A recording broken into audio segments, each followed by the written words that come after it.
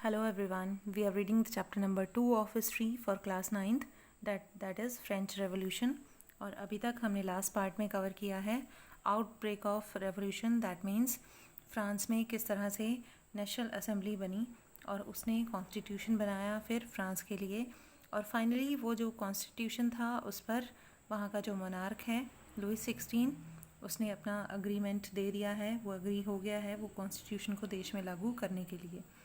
उसके बाद हम रीड करेंगे कि फ्रांस में किस तरह की गवर्नमेंट अब बन गई थी। तो France become a constitutional monarchy. तो let's start with this topic. The national assembly completed the draft of the constitution in 1791। तो 1791 में जो नेशनल असेंबली है उसने कॉन्स्टिट्यूशन का ड्राफ्ट पूरा कर लिया था। Its main object was to limit the power of monarch. और इसका मेन ऑब्जेक्ट यही था कि मोनार्क को जितनी पावर्स मिली हुई हैं, जितनी पावर्स हैं किंग के पास, उनको लिमिट कर दिया जाए। These powers instead of being concentrated in the hands of one person were now separated and assign to different institution, the legislature, executive and judiciary. ये जो पावर्स थी अब बांट दी गई, डिवीजन कर दी गई, लेजिस्लेचर में, एग्जीक्यूटिव में और जुडिशरी में।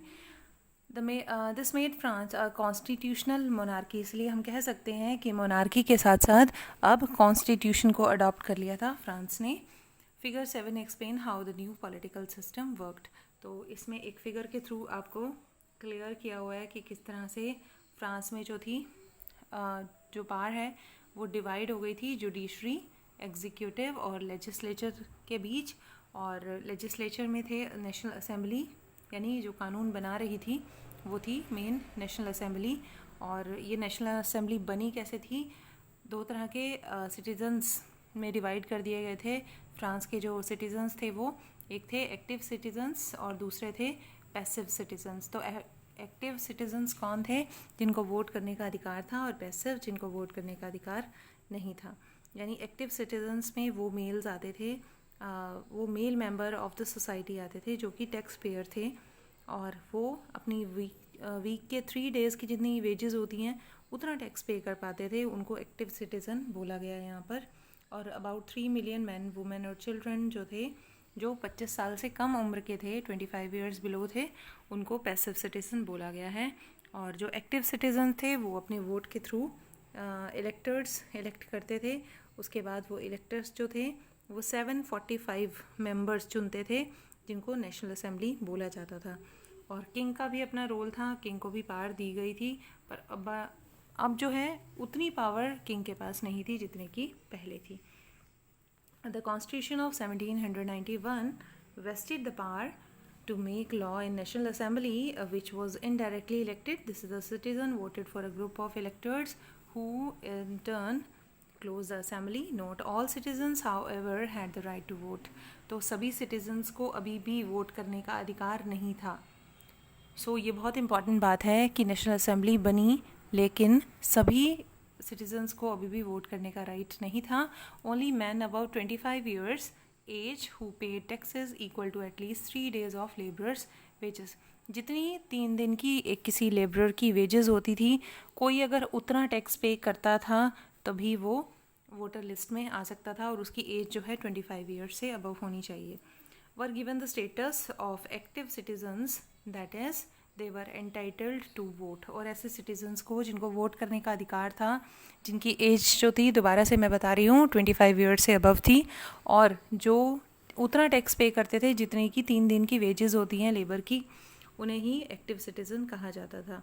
The remaining man and women, all women were classed to as passive citizen to qualify as an elector, and as a member of the assembly a man had to belong to the highest bracket of taxpayer। यानी जो जितना tax पे करेगा वही जो है national assembly का हिस्सा बन पाएगा। उसके बाद है the constitution begin with the declaration of the right of man and citizens rights such as right to life, freedom of speech, freedom of opinion, equality before law were established as natural and inalienable rights। तो ये जो है इनको natural rights कहा गया है कि right to freedom सबको होगा, फ्रीडम ऑफ स्पीच होगा, फ्रीडम ऑफ ओपिनियन होगा, freedom of equality before law होगा, तो ये इस तरह के राइट्स जो हैं दिए गए फ्रांसीसी सिटीजन्स को, and each human being by birth and could not be taken away. तो ये जो है इतने सारे राइट जो हैं दिए नेशनल असेंबली ने फ्रेंच पीपल को, और ये जो है बाय बर्थ उनको दिए जाएंगे। It was the duty of the state to protect each citizens natural rights, और ये वहाँ की जो सरकार है, वो जो देश है, वो इस चीज़ की रक्षा करेगा कि हर एक नागरिक के ये जो नेचुरल राइट्स हैं इनको प्रोटेक्ट करके रखा जाए। उसके बाद ये कुछ पॉलिटिकल सिंबल हैं।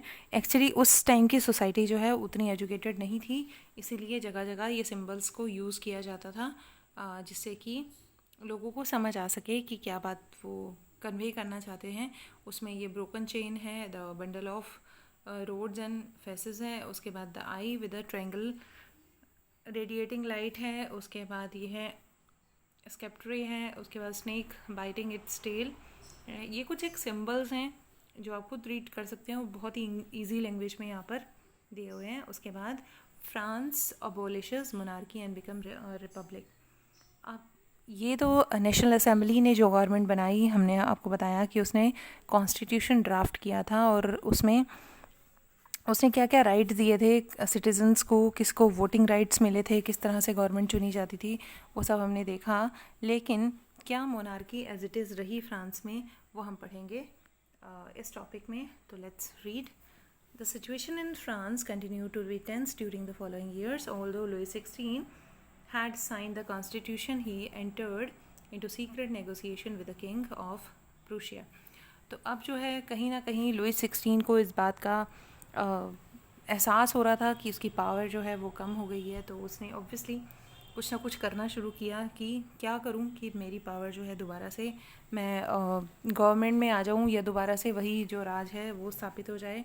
तो ये इसने किंग ऑफ प्रूशिया के साथ दोबारा से पैचअप किया किंग ने, और ruler of other neighbouring countries too were worried about the developments in France and made plans to send troops to put down the events that had been taking place there since the summer of 1789।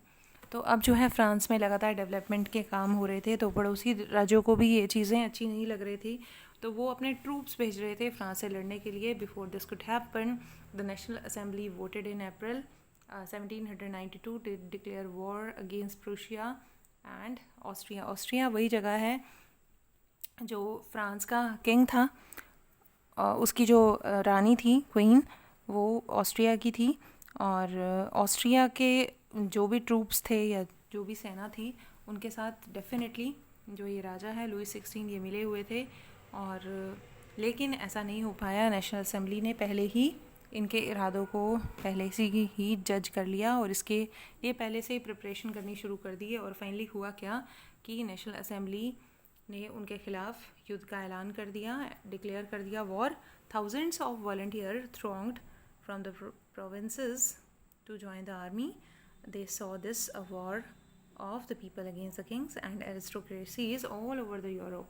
तो अब जो है बहुत सारे volunteers आ गए जिन्होंने इस राजा के ख़िलाफ़, और ये जो एरिस्टोक्रेसीज थी या जो रॉयल फैमिलीज़ थी उनके ख़िलाफ़ एक वॉर अनाउंस कर दिया, और बहुत सारे लोग जो है वॉलंटियरली सेना में भर्ती हो गए। Among the patriotic songs they sang was Marseillaise. तो मार्शलीज एक गाना था जो उस समय वो सैनिक जो है भर्ती होते थे जब वो गाते थे। कंपोज द पोएट रॉजर de इज़ले।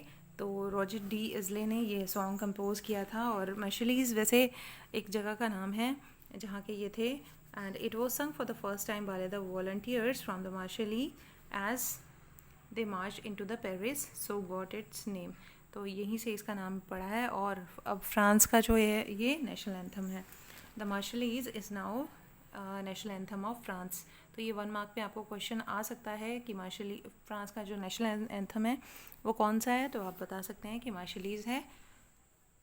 The revolutionary Wars brought losses and economic difficulties of the people why the man were away fighting at the front, women were left to cope with the task of earning and living, looking after their family, and large section of the population were convinced that revolution had to be carried further, as the Constitution of 1791 gave political right only to the richer section of the society. अब जो है अगर देखा जाए तो ज़्यादातर troops जो है वो लोअर सेक्शन से गए थे युद्ध लड़ने के लिए भी। और अगर हम नेशनल असेंबली की बात करें तो वो भी हमें मालूम है कि जो हायर टैक्स पेयर थे वही नेशनल असेंबली के मेंबर्स बनते थे ज़्यादातर। तो कहीं ना कहीं जो पुअर पीपल थे या जो ऐसे लोग थे जो ज़्यादा टैक्स नहीं पे कर पाते थे, उनका कंट्रीब्यूशन जो था गवर्नमेंट में भी बहुत कम था। Political clubs become an important railing point.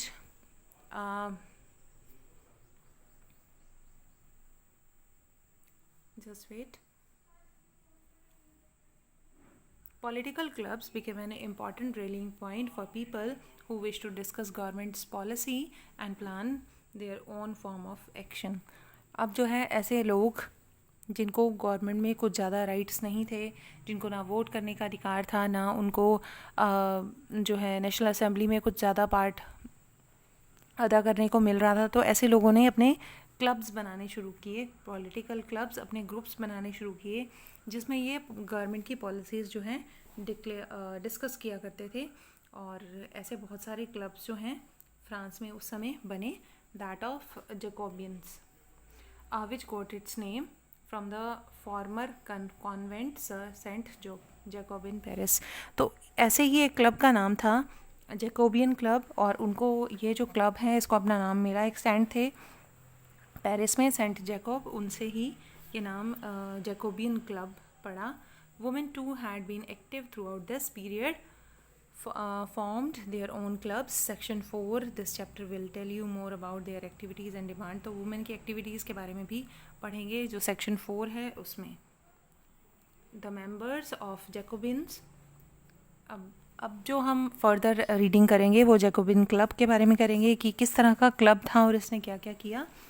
The member of Jacobin club belong mainly to the less prosperous section of society. They included small shopkeepers, artisans such as a shoemaker, pastry cooks, watchmakers, printers, as well as servants and daily wages workers. तो इसमें मैंने आपको बताया था कि वही workers थे जो ज़्यादा टैक्स नहीं पे कर पाते थे, तो उसमें शू मेकर आ गए, पेस्ट्री मेकर्स आ गए, उसके बाद वॉच मेकर आ गए, प्रिंटर्स आ गए।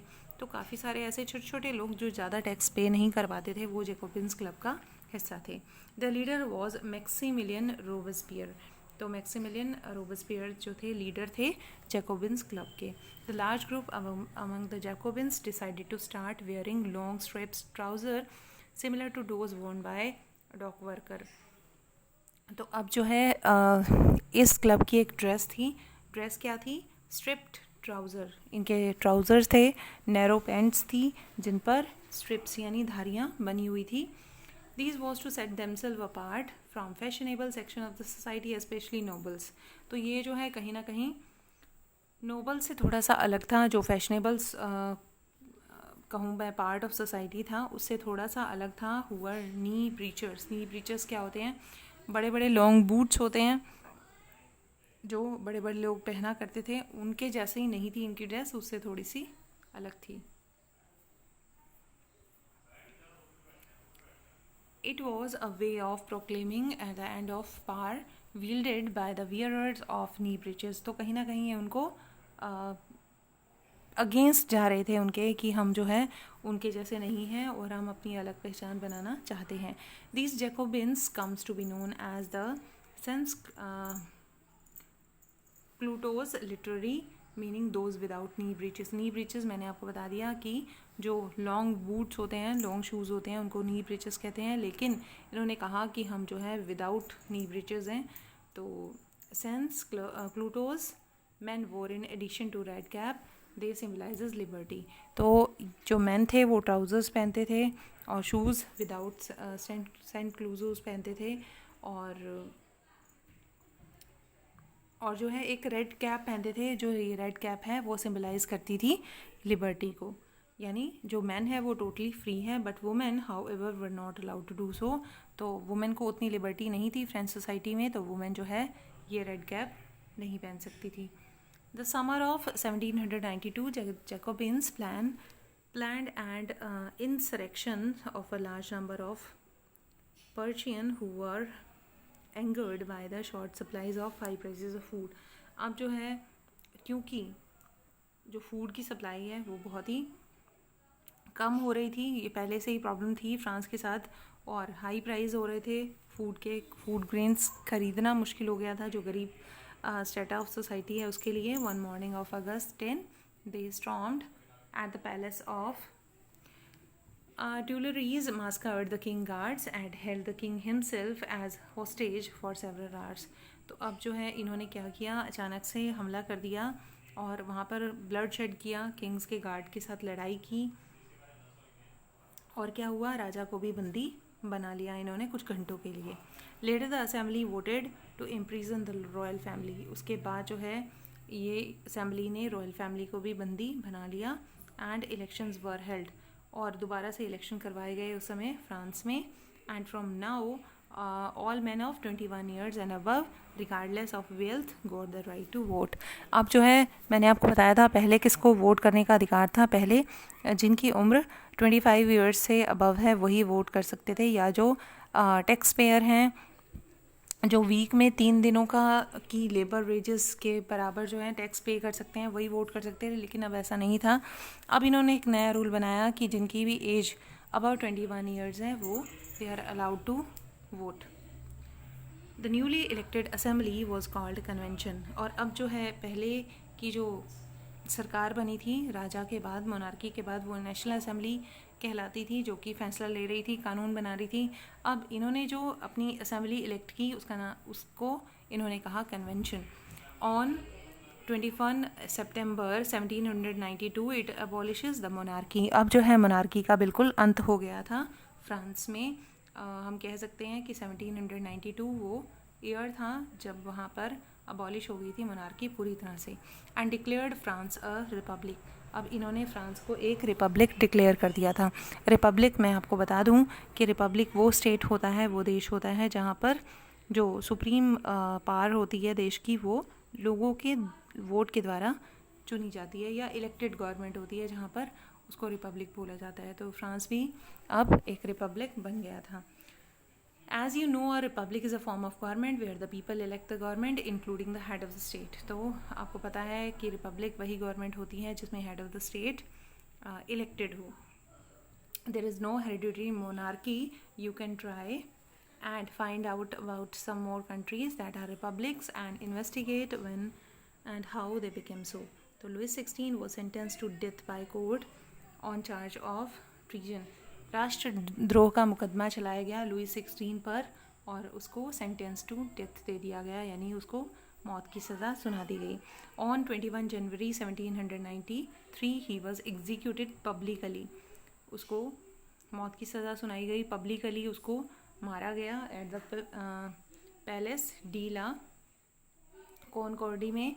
The queen Marie Antoinette met with the same fate shortly after. और जो क्वीन थी उसके साथ भी कुछ समय बाद यही किया गया. तो आगे अगला टॉपिक है हमारा 3.1 द राइन ऑफ टेरर, जो हम पढ़ेंगे नेक्स्ट पार्ट में. होपफुली आपने यहाँ तक ध्यान से सुना होगा. Thank you very much for listening.